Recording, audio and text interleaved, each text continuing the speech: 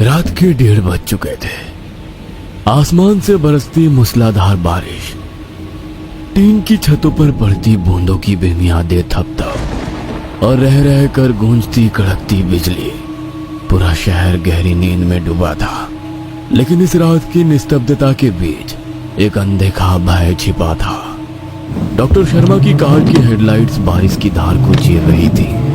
Wiper लगातार सामने का दृश्य साफ कर रहे थे, मगर उनके भीतर की बेचैनी इतनी तीव्र थी कि उन्हें रास्ता धुंधला लग रहा था। सड़कें सुनसान थी, पूरा शहर सो रहा था, लेकिन एक जगह ऐसी थी जो कभी नहीं सोती, मेंटल असाइलम। जैसे ही डॉक्टर शर्मा असाइलम के पास पहुंचे, वहां की पुरानी भूतहा सी इमारत अंधेरे में डूबी नजर आई। सड़क किनारे लगे लैंप पोस्ट की हल्की पीली रोशनी में वो जगह और भी डरावनी लग रही थी। भारी लोहे के गेट को जकड़ती बेलें, टूटी फूटी दीवारें और चारों ओर पसरा भयानक सन्नाटा, सब कुछ जैसे किसी डरावनी कहानी का हिस्सा हो।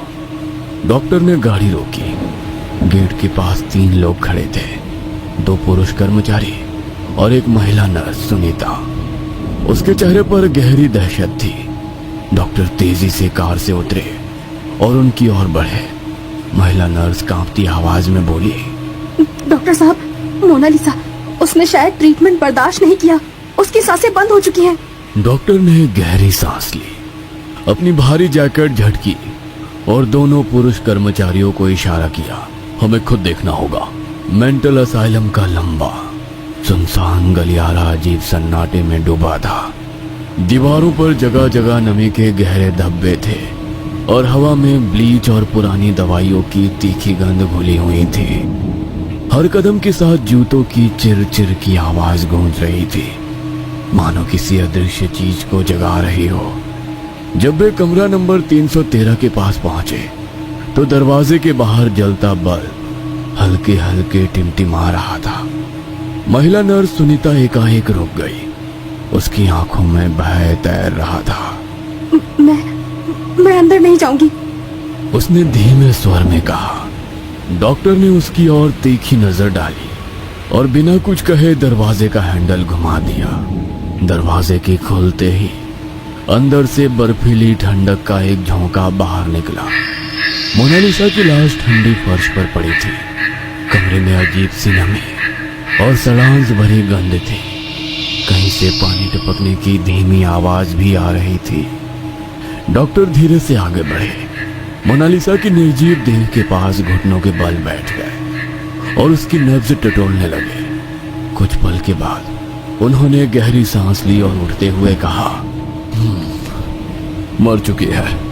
डॉक्टर ने दोनों कर्मचारियों को इशारा किया और हल्के स्वर में कहा, इसका सिर दीवार पर दे मारो, लोगों को लगे कि इसने पागल खाने में अपना सिर दीवार पर पटक दिया है। कर्मचारी एक दूसरे को देखने लगे। डॉक्टर ने दोबारा कहा, मैं जा रहा हूं, कोई दिक्कत हो तो फोन करना। डॉक्टर उस कमरे से निकले और अपने कार की तरफ जाते हुए उन्होंने जेब से मोबाइल निकाला। एक नंबर डायल करते हुए उन्होंने फोन लगाया। एक ही रिंग में सामने वाले इंसान ने फोन रिसीव किया। डॉक्टर ने मजाकिया अंदाज में कहा, क्या बात है, लगता है मेरा फोन आने वाला है, ये तुम्हें पहले से ही पता था। अपनी बकवास छोड़ो और काम की बात करो। काम हो गया है, मेरे पैसे भेज देना। और डॉक्टर की कार उस घनघोर बारिश में सड़क पर दौड़ने लगी। दोनों पुरुष कर्मचारियों ने एक दूसरे की ओर कुटिल मुस्कान से देखा और मोनालिसा पर नजर डाली। आज तो मजा आएगा। और बाहर खड़ी सुनीता से कहा, चलो तुम जाओ, हम बाकी का काम संभाल लेंगे। सुनीता भी रुकना नहीं चाहती थी। बगैर पीछे मुड़े वो अपने कमरे की तरफ चलने लगी। बाहर तेज बारिश और बिजली की चमक दिल में खौफ पैदा कर रही थी। सन्नाटे में डूबे उस मेंटल असाइलम में किसी मरीज के चीखने की आवाज से वो एकदम से डर जाती। तेजी से कदम बढ़ाते हुए वो अपने कमरे में दाखिल हुई और दरवाजा बंद कर लिया। गहरी सांस ली। आज पहली बार उसे डर लग रहा था।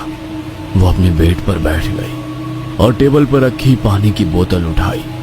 तभी पता चला कि कमरे की चाबियां तो वो अपने साथ ले आई है, 2 घूंट पानी पीकर वो दोबारा अपने बेड से उठी और दरवाजा खोलकर बाहर देखा। बाहर जानलेवा सन्नाटा फैला था, पर वो चाबियां लेकर वार्ड से चलते हुए मोनालिसा के कमरे की तरफ जाने लगी, जहां वे दोनों पुरुष कर्मचारी थे। कमरे के पास पहुंचकर जैसे उसने भीतर झांक कर देखा, वो सन्न रह गई। क्या कर रहे हो तुम लोग? एक कर्मचारी मोनालिसा के मृत शरीर के साथ गंदी हरकत कर रहा था। सुनीता कुछ कहने ही वाली थी कि तभी किसी चीज ने उसके सिर पर जोर से वार किया। वो वहीं बेहोश होकर गिर पड़ी। उसके पीछे दूसरा कर्मचारी खड़ा था। अरे इसे क्यों मारा? समझाकर चुप कर देना चाहिए था। तुम्हें लगता है ये समझाकर चुप हो जाती? पर होश में आते ही वो सारी बातें डॉक्टर को बता देगी। इसका भी सर दीवार पे दे मारते हैं। सुबह बता देंगे कि मोनालिसा ने पागल के दौर में सुनीता का सर फोड़ दिया और खुद भी अपना सर पटक पटक कर मर गई। हाँ, ये ठीक रहेगा। चलो इसे साइड में रख दो। एक कर्मचारी दूसरे से बोला। आज तो मजा आ जाएगा। दूसरा कर्मचारी सिर हिलाते हुए बोला। तू शराब की बोतल लेकर आ, मैं गाड़ी से कुछ सामान लाता हूँ। दोनों पुरुष कर्मचारी कमरे से बाहर निकले और कमरा बंद कर दिया। मोनालिसा की लाश अब भी वैसे ही पड़ी थी, मगर उसकी एक उंगली धीरे धीरे हिल रही थी। कमरे के बाहर बारिश और तेज हो चुकी थी। बिजली की गड़गड़ाहट से हर बार अंधेरा और भी डरावना लगने लगता। तेज बारिश की बूंदें लोहे के शेड पर गिर रही थी।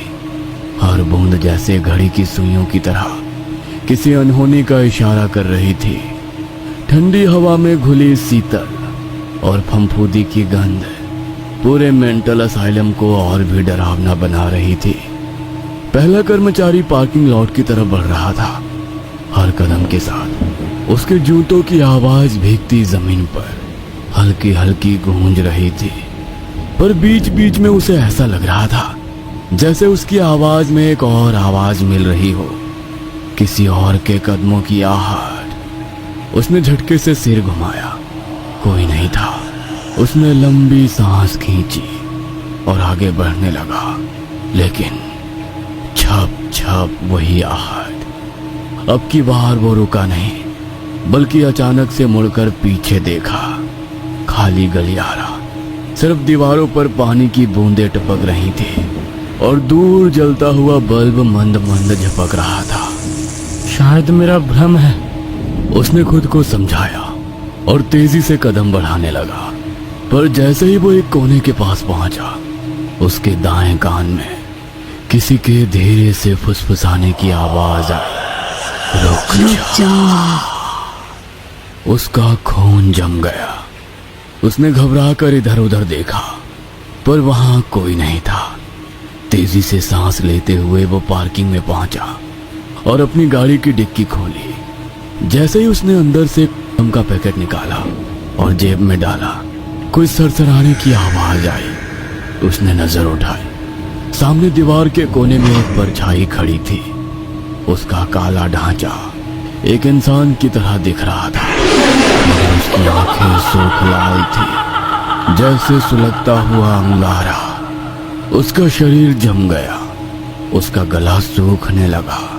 वह आकृति हिली नहीं, वो बस वहीं खड़ी थी, उसे देखती हुई। कौन है वहां? आखिर हिम्मत जुटाकर वो धीरे धीरे उस आकृति की ओर बढ़ा, पर जैसे ही वो वहां पहुंचा, वहां कुछ नहीं था, बस भीगी दीवार और नीचे गिरती पानी की बूंदें। हवा ठंडी हो गई थी, इतनी ठंडी कि उसके हाथ पैर सुन्न होने लगे। उसने घबराकर खुद को झटका दिया और तेजी से अस्पताल की ओर भागा। दूसरा कर्मचारी असाइलम के स्टोर रूम में घुस चुका था। अंदर आते ही उसने दरवाजा बंद कर लिया, लेकिन उसका दिल तेजी से धड़कने लगा। उसे साफ साफ एहसास हुआ कि कोई दरवाजे के बाहर खड़ा उसे ही देख रहा है। किसी के कदमों की आहट महसूस हो रही थी। वह घबरा कर पलटा और दरवाजा खोलकर धीरे से बाहर झांक कर देखने लगा, पर खामोशी से घिरे उस सुनसान गलियारे में कोई नहीं था। बस टिमटिमाता हुआ बल्ब जो झपक झपक कर बंद होने की कगार पर था। ये क्या हो रहा है मुझे? वो बुदबुदाया। उसने अपना डर झटकते हुए स्टोर रूम में एक अलमारी के अंदर रखी अपनी शराब की बोतल खोजने शुरू की, लेकिन बोतल वहां नहीं थी। ये क्या हो रहा है? मैंने तो यही रखी थी। वो तेजी से इधर उधर देखने लगा। तभी पीछे से एक कांच की बोतल नीचे गिरकर टुकड़ों में बिखर गई। उसका दिल जोर से उछला। डर के मारे उसने तेजी से पलटकर देखा, पर वहां कुछ नहीं था, लेकिन उसकी टूटी हुई बोतल के टुकड़े जमीन पर बिखरे थे। और तभी किसी के कदमों की आहट उसके कानों पर पड़ी। शायद स्टोर रूम के भीतर उसके अलावा कोई और मौजूद था। अरे अजय, वहाँ तू है क्या? पर कोई जवाब नहीं आया। लोहे के बड़े बड़े रेक के बीच से चलते हुए वो देखने लगा, पर उसे कोई नजर नहीं आ रहा था। तभी उसकी नजर कुछ दूर दरवाजे के पीछे रखी लकड़ी की अलमारी के शीशे पर गई। थोड़ा अंधेरा होने की वजह से साफ नजर नहीं आ रहा था, पर किसी की परछाई उसे शीशे में दिखाई दे रही थी। वो साया उसी को देख रहा था। अजय, वहाँ क्या कर रहा है?